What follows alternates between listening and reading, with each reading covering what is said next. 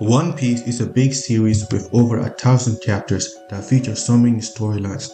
But to this day, there are two storylines that people put at the top: Marineford and Enies Lobby. Marineford is an arc that most people can give you so many reasons on why it's great. But what about Enies Lobby?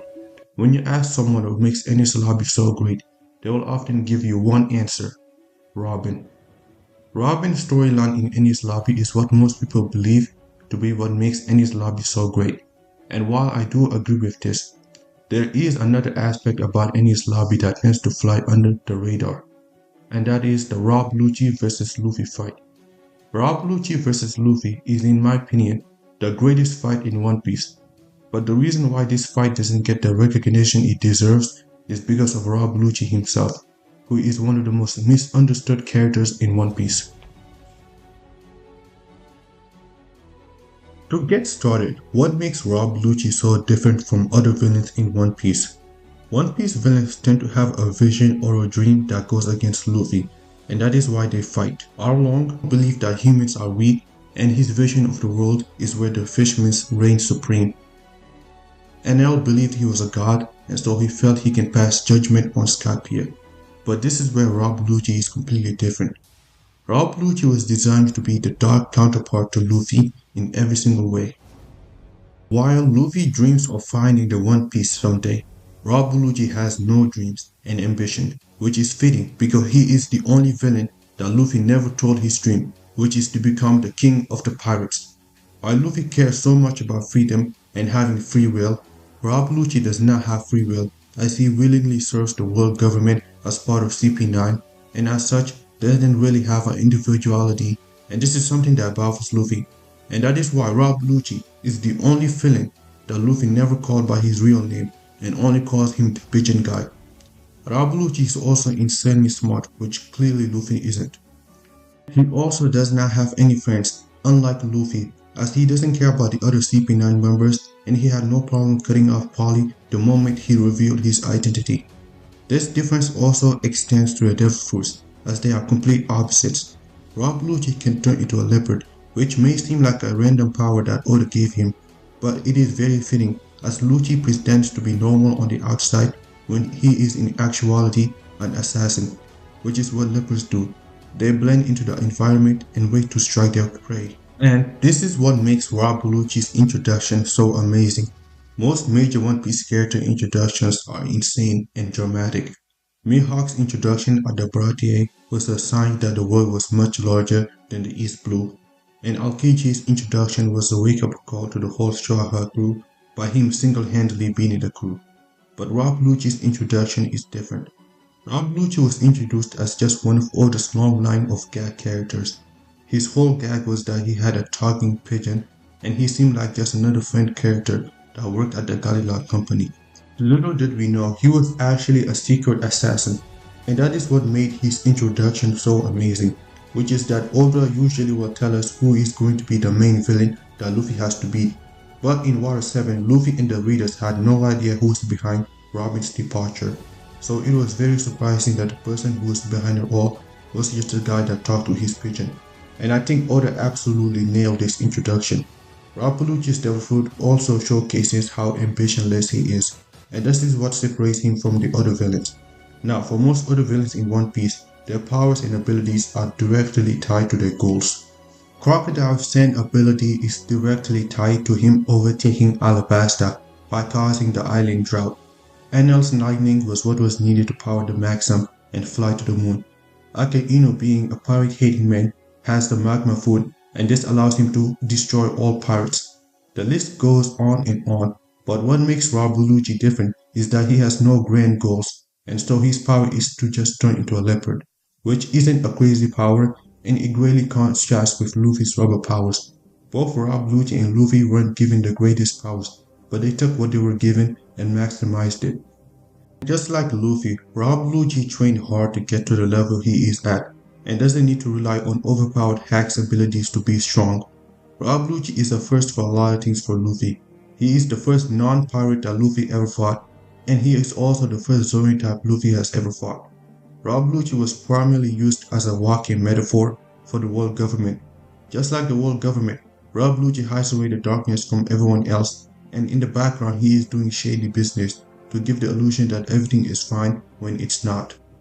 This is why Rob Lucci's scars are in the shape of the world government, because he is like if the world government was a human and can walk. He was used as an introduction of what the world government is to the Straw Hats, because previously all the Straw Hats really did was just fight other pirates. But Rob Lucci changed things by showcasing that there is another major faction aside from pirates, and since Rob Lucci doesn't have ambition, he is used to test if Luffy can be a great captain and lead his crew, as that is what Enies Lobby storyline was mainly about, which is that can Luffy actually be a great captain. And so for the first time, Luffy isn't fighting the leader of the enemy. Most people assume Rob Lucci is the oppressor, but he is not the oppressor, he is the enforcer. He really wasn't Luffy's true enemy, as he was just doing his job, and so Luffy's true enemy is the world government. To explain how amazing this fight is, we have to understand how it is different from other One Piece fights. Now One Piece is really known for its insane world building and mysteries, but if there is one aspect that is undeniably weak in One Piece, it's actually the fights. Compared to other shonen series, One Piece struggles to have good fights, especially at the beginning.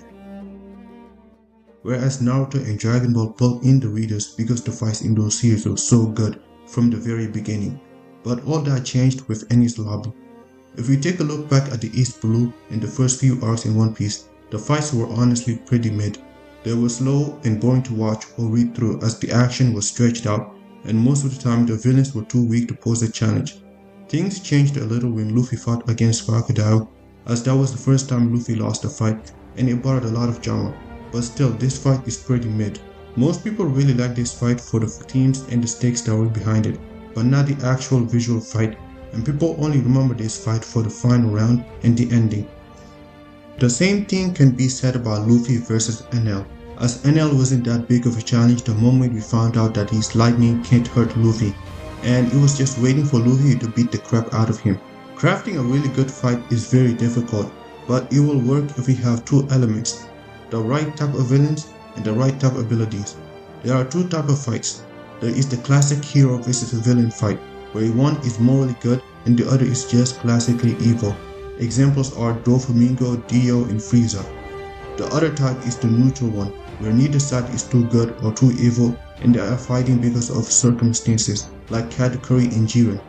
Most fights in general spend a lot of time talking about how one character is doing evil things and the hero is there to beat them up, and so it's very easy for the readers to know who to root for. But in a neutral fight, it keeps the readers on edge as they don't always know the outcome, and also the author doesn't have to spend too much time talking about morality. Another aspect in making a great fight is the type of powers the characters have. In a lot of shonen fights, most of the time is spent explaining and figuring out the villain powers. While the villains usually have insane powers, the hero is stuck with basic abilities, and it usually involves the hero being physically gifted, and sometimes they will have a special type move like Goku's Kamehameha or Yusuke's Spirit Gun. Now a lot of authors like to do this to create stakes and suspension, but it turns the fight into a cat and mouse game. However, when authors don't have to spend time explaining the powers, it makes the fight far smoother and enjoyable. This is why Naruto vs Sasuke worked so well. Kishimoto didn't have to spend time explaining what Sasuke's Chidori is, because we already know it, and so he can put his time on the actual fight itself. The best fights are the ones where the villain is a neutral villain and the author doesn't have to spend time explaining their powers.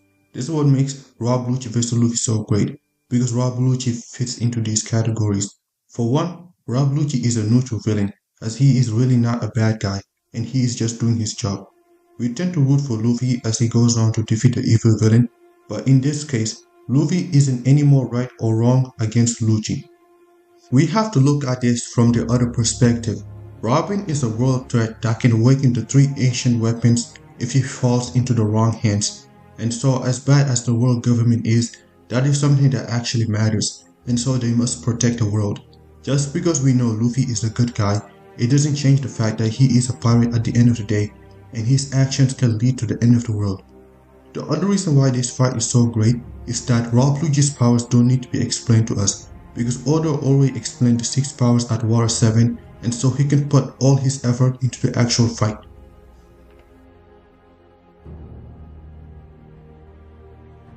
In Enies Lobby, Oda finally changed his formula on how he writes a fight. If you guys think about it, before Enies Lobby, every time Luffy struggled against an opponent, it was always against a low gear types. All the other non-low gear types were pretty easy to deal with. This creates a problem because Haki was not introduced in the story yet, and so Luffy dealing with low gear types became really hard. Low gear types forced Oda to constantly create creative solutions for Luffy to deal with them, and so most of Luffy's battles before Enies Lobby were spent on working around his opponent's overpowered abilities. But this slows down the fight. Half of Luffy vs Crocodile was just spent on Luffy figuring out Crocodile's powers and countering it, and once that happened, the fight could actually begin. But this does not happen with Rob Lucci.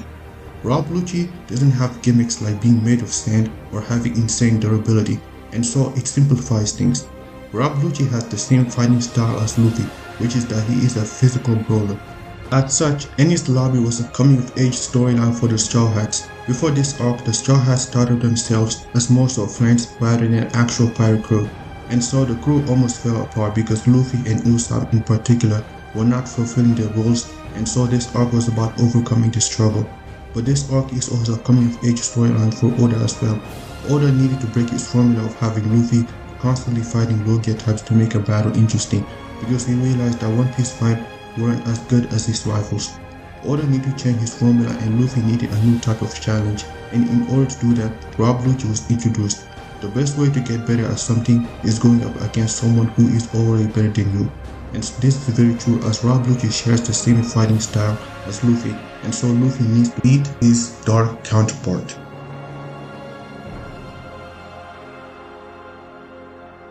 Aside from the emotional aspect of the fight, the most important element is how visually good looking the fight is. Like I said before, One Piece fights before Enies Lobby were slow and sluggish, and that is mainly because the fights were not stylish. For the first time in One Piece, Oda integrated the Dragon Ball Z choreography. You guys know it, it's jumping really high in the sky, punching really fast to the point you can't see their fist, and big shockwaves. And of course, the most important element is transformations, which makes fights very exciting and interesting as readers love seeing these things. Oda also made Rob Lucci a very versatile character to keep the battle fresh. Despite the fact that Crocodile had a powerful ability, he didn't get the most out of it, and that's really because his fruit can do so much. But when you have restrictions, you become more creative, and this is certainly the case with Rob Lucci. Rob Lucci, despite only having the Rokushiki techniques and a Zoan fruit, still is just as creative as Luffy is with his fruit. He had so many variations of using the Rokushiki, and so it stops the fight from becoming stale. Rob Lucci isn't out here spamming sand tornadoes like what Crocodile did. It should be noted that a good animated fight can carry a series. Just look at Demon Slayer. The story is extremely generic, but because it had amazing animated fights, it took off. Oda made sure to include all the best elements from other series and incorporate it into this fight to make it stand out. And this is what put Enies Lobby above previous One Piece arcs. Another really important element in a fight is the pacing. What matters the most for the pacing of a fight is the power level between the characters. If the villain was made too strong, the hero winning will make the fight bad, and if the villain is too weak, it will make the fight too boring. Lucky for us, Rob Lucci doesn't have these issues, and so the pacing of the fight is really great. In this fight, we see just how intelligent Rob Lucci is. He had an answer for everything that Luffy threw at him. When Frankie joins the fight and goes after Robin, Rob Lucci causes a flood to make sure none of the Straw Hats can come and aid Luffy. And this was a test if Luffy can be a great captain. Luffy uses the Gum Gum rifle, Lucci counters it by reflecting back to Luffy. Luffy uses third gear and Lucci uses his speed to get out of the way. Luffy uses second gear again, Rob Lucci uses paper art to reduce his size and increase his speed and agility. Even when Luffy started gaining some momentum with gear second, Rob Lucci bounces back and hits Luffy with the Rokugan. Rob Lucci never made things easier for Luffy despite Luffy gaining so much power now, and Luffy had to go above and beyond to beat him. Another important part of pacing is the tone of a fight. The tone for this fight is serious, as Rob Lucci, despite being a gag character, basically doesn't have any comedic moments, and Luffy for the first time didn't really smile until he won the battle. This is what this fight does better than other One Piece fights, which is that the tones for other fights are all over the place, but not this fight. This fight sticks with one tone and runs it until the very end. This is what makes this fight so great, because Luffy's victory feels earned and the pacing is amazing. Just like everything in life, nothing is perfect. Despite how amazing this fight is, there are still some problems with it. The first big problem is this moment. Luffy turned into Chibi form after using third gear and Rob Lucci is holding him. Rob Lucci then proceeds to smash Luffy into the pavement and jumps back to kill Luffy. But suddenly his legs give out because apparently Luffy damaged it with third gear. Now this is clearly plot armor, as not only does Rob Lucci not need to jump back, but his legs being damaged is not brought up again after this. The second problem with this fight is all the regression of Lucci's character. Lucci is supposed to not have any ambition, so it was very weird to me that all of a sudden Rob Lucci wanted to fight Luffy during a mission when he didn't act like this during War 7. In fact, Oda made sure to portray just how emotionless Lucci is when he killed Nero. Nero allowed his emotion to show while fighting Frankie, and it got in the way of the mission. This is what Lucci stands against, but Oda rejects this by letting Luffy get to Lucci so easily. Luffy is a force of nature, so when he is not heading first into action, it's hard to write him, as he is not a smart character, so Oda needed to find a way to get to Luffy to rob Lucci, and so he used Chimney to lead Luffy to rob Lucci. But this wasn't a good idea because the readers now think all Lucci wants to do is fight, when he is supposed to not have any ambition. The third problem about this fight is that Rob Lucci's backstory sucks. I get that Oda wasn't giving the villains any backstories in the pre-time skip, but he gave Lucci the most bare-bone shonen trope backstory ever. Jiren's parents were slaughtered. There are so many interesting things Oda could have explored with Lucci. For example, why does he have a pigeon despite him being an assassin? What was his childhood look like? Why is Rob Lucci the strongest CP9 agent in history? We know that Rob Lucci cares about his title as the strongest, but why does he if he has no ambition? Oda tells that he is the strongest, but he actually never gives us a reason on why he is the strongest. There is still time for Oda to give us a good Rob Lucci backstory in Egghead.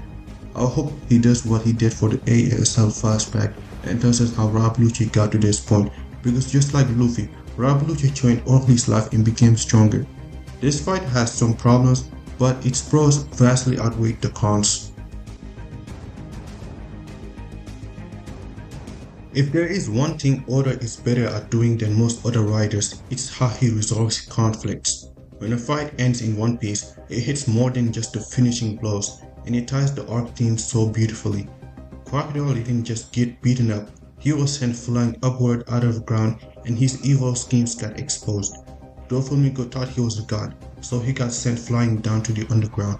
There's more examples, but you guys get the picture. The ending to this fight is what most readers remember about this conflict. Luffy is on the ground, seemingly defeated, and the Buster Call was closing in on the Straw Hats. The governments have won, when out of nowhere, Usopp appears after being gone for the entire arc to talk to his friend. One of Enies' lobby messages being that the crew have to take being a pirate seriously. They are still friends at the end of the day. Usopp and Luffy fought over the going merry because they were starting to realize a pirate crew is actually serious business, and so they split off. But at this moment, Usopp came over to help Luffy despite their differences because he knows Luffy is still his friend. Usopp's role as a sniper in this moment can't help Luffy, but Usopp as a friend reminds everyone the importance of friendship, and he pushes Luffy to get back up. Sure, this moment feels like another power of friendship moment, but it was much better here than in most other stories. However, even with the power of friendship, Luffy still almost lost. While Usopp's speech is great, what makes this ending truly amazing is Luffy himself, who has been struggling so much throughout this fight. At the beginning of the fight, Rob Lucci told Luffy if he wants to save Robin, he is going to have to get through him first, and so Rob Lucci uses his iron body or Tekai to show Luffy how difficult this challenge will be, and so Luffy spent the entire fight trying to overcome one of the world government's greatest defense. This is what makes the Jet Gatling so memorable. It wasn't just that every punch was for his friends, but it was Luffy overcoming his greatest challenge yet. Rob Lucci used Iron Body as his last move, just like it was his first move at the beginning of the fight. And as the avatar for the world government, Luffy was metaphorically taking down the world government walls. And when Rob Lucci got beaten, it was his back that was shown, symbolizing that Luffy has beaten the government.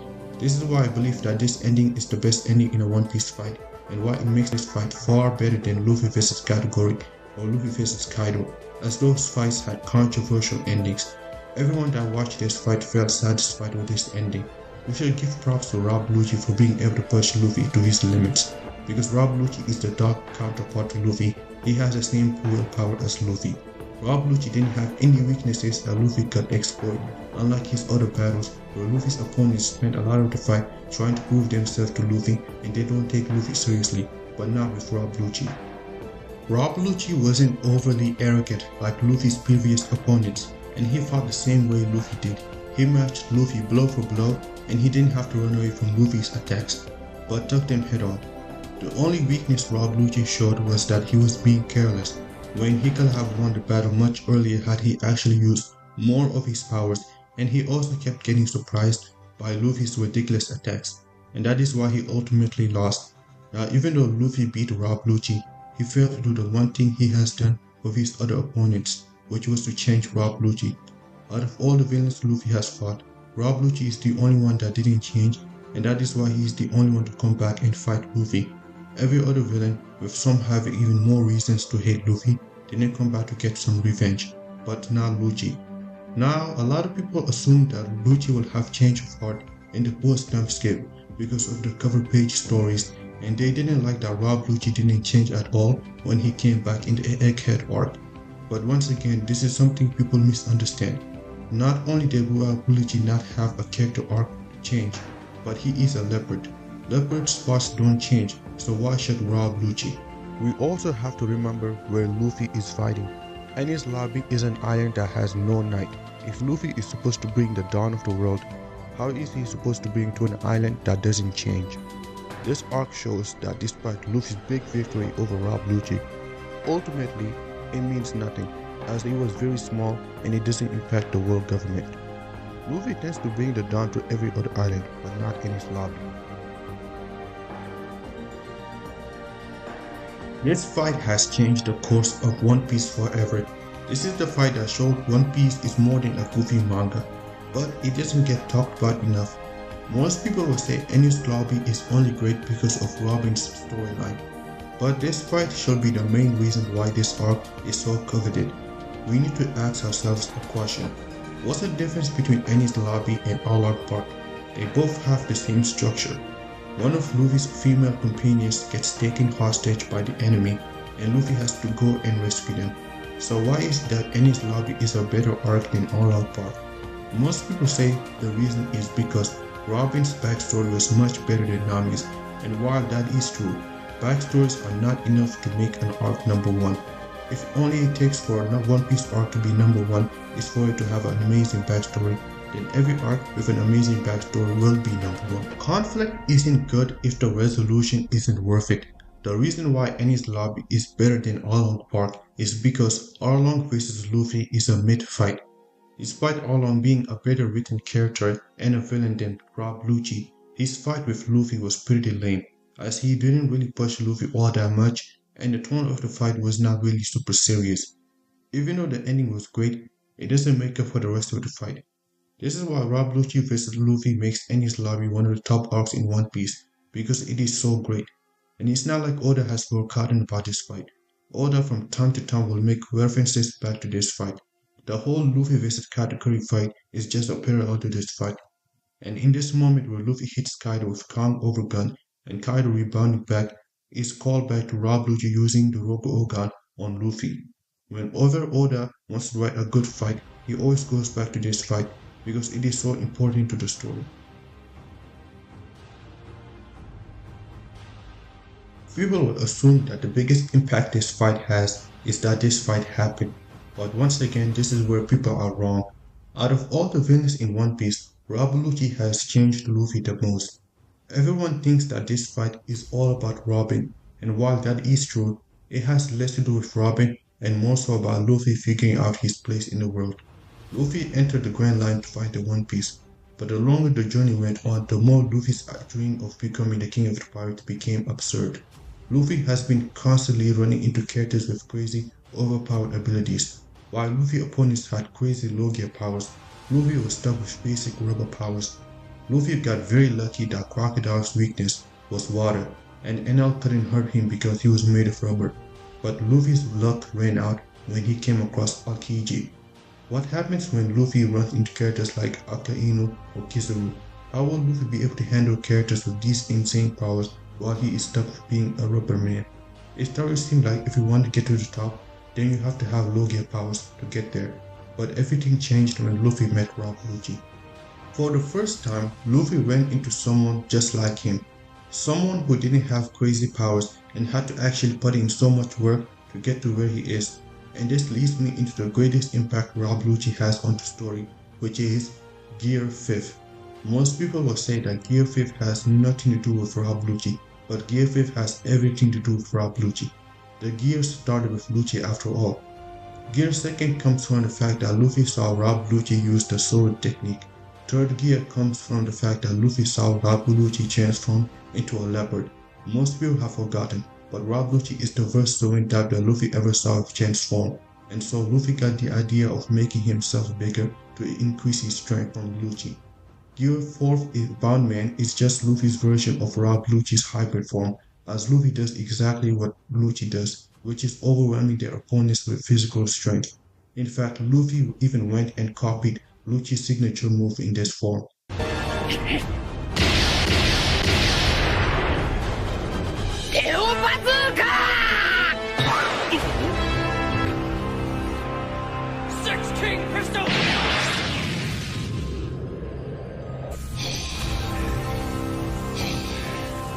Snake Man comes from the fact that Luffy saw Rob Lucci shrink his body down to increase his speed and agility, which is what Snake Man is, a shrunken down version of Boundman. Even Tank Man was taken from Rob Lucci. The idea of absorbing and rebounding attacks come from Lucci, and this is why Luffy will never use Tank Man again, as Lucci only used this once. Now, how come it took Luffy so long to awaken Gear 5th? Well, we have to take a look at what Kaido said about awakening. Power and mind. This is very much true, as up until Luffy fought Kaido, Luffy has not been fighting as a warrior of liberation. Let's take a look at how Rob Lucci affected Luffy's mindset. If there is one thing Rob Lucci likes to do, it is taking away freedom from others, which is what his name means, robbing the light. I have mentioned before that Luffy didn't change Lucci. Instead, Rob Lucci changed Luffy. If you go back and watch through Luffy's fights before Enies Lobby, you guys will notice that Luffy didn't take the fights really seriously. Despite the fact that Arlong has caused Nami so much pain and suffering, Luffy still goofed around with Arlong, and he still goofed around even with Crocodile and Enru, but not with Rob Lucci. Unlike his previous opponents, Rob Lucci did not goof around with Luffy, and when Luffy didn't take the fight seriously, Rob Lucci almost killed him, and so for the first time, Luffy had to take his opponents seriously. Now let's talk about how Rob Lucci affected Luffy's powers. Up until Enies Lobby, Luffy's major opponents had crazy overpowered abilities, and Luffy was stuck with basic rubber powers. But all that changed when he met Rob Lucci. Rob Lucci was very relatable to Luffy, as he had gained so much power without ever over-relying on his devil fruit powers, and so Luffy realized that he can make his basic rubber powers even stronger by emulating what he has seen from Rob Lucci. But this came at a cost. As much power the gears gave Luffy, they also took away the most important trait about him, which is freedom. Luffy has to give up so much for some power. With Gear 2nd, it is Luffy's lifespan. Third gear increases his strength, but he becomes so slow. And the form that restricts him the most is Gear 4th. This is why Luffy looks so angry in Boundman, as now Luffy also has to worry about Haki. Luffy is probably the only devil fruit user whose powers hurt him, but he has to keep using the gears because they make up for what he lacks, which is strength.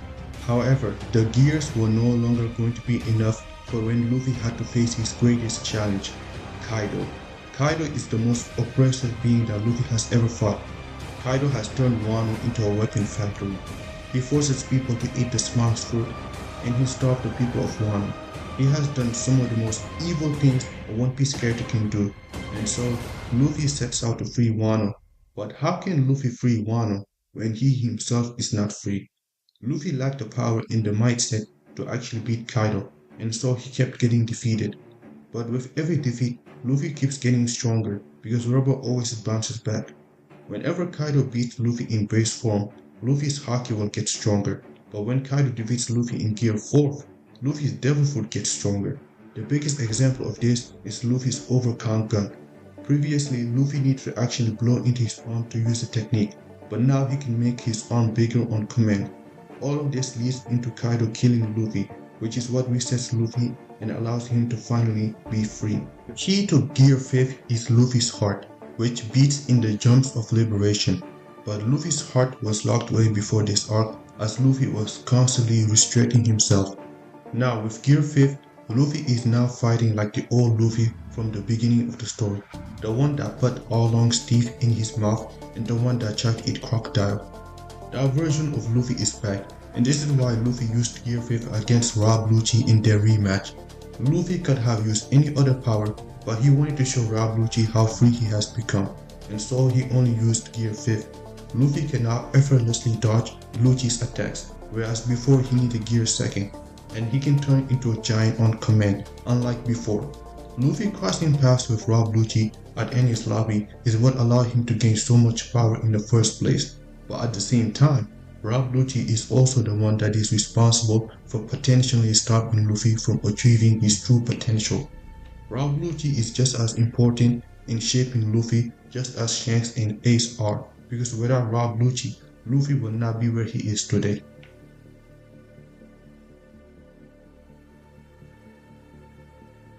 To this day, I still think that Oda has now made a better fight than this one.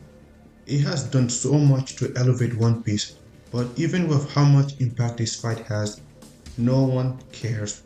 Literally, no one cares about Rob Lucci. No one wants to talk about the greatness of Rob Lucci. And for so long, I have wondered why, but I think I found the answer. Robin's I want to leave moment is the reason why Rob Lucci doesn't get the recognition he deserves. Robin's backstory was so tragic and heartbreaking that all the readers wanted to was see the Straw Hats beat the crap out of her oppressors.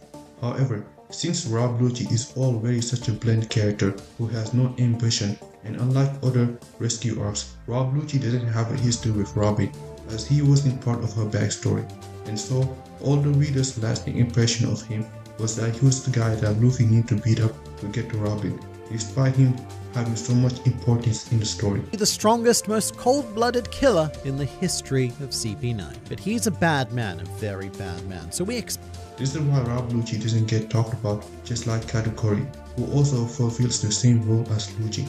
But the difference is that Katakuri had an interesting background and a character arc. Most One Piece fans really like villains like Doflamingo and Blackbeard because they are so complex, and so they overlook Rob Lucci. This is why he is the most underrated villain in One Piece. Rob Lucci isn't a grand character or a grand villain. He will never be looked at the same way as Whitebeard, Crocodile, or even Caesar Clown. But that's okay because you don't always need the best written characters to have an amazing fight. And that is what this fight is, the best written fight in One Piece. Now, as for the future of Rob Lucci, I can't say I'm excited. I was probably one of the 5 people who actually got really hyped for his return, but Oda has made Rob Lucci a minor villain now, and he's forcing Lucci to fight against Zoro. I don't know what's going to be the outcome, but if Lucci gets beaten by Zoro, I may have to send that strongly worded email to Oda. I have it locked and loaded. I have that email. It's strongly worded too. I have it locked and loaded. We better next chapter. It has to happen. Thank you guys so much for watching, and let me know if I missed anything about Rob Lucci. See you guys next time.